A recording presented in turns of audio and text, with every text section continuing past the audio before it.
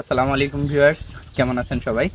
তো রাজশাহীতে বাস করি আর আমের সময় যদি আম না দেখাই তাইলে কেমন হইলো? তাই একটা বাগানে চলে আসছি, আপনাদেরকে গাছ পাকা আমরুপালি আমের আসলে কালারটা কেমন হয় সেটা দেখাবো। তো আমাদের এই যে এখানে কিন্তু একটা এই যে গাছ পাকা আমরুপালি আম আছে, আপনারা দেখুন, একটু কাছে নিয়ে আসো।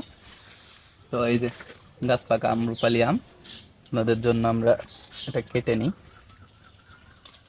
এই যে আমটা, এটা হচ্ছে আমরুপালি আমের বাহিরের কালারটা। এটার ভেতরের কালারটা কেমন সেটা আপনাদেরকে দেখাবো।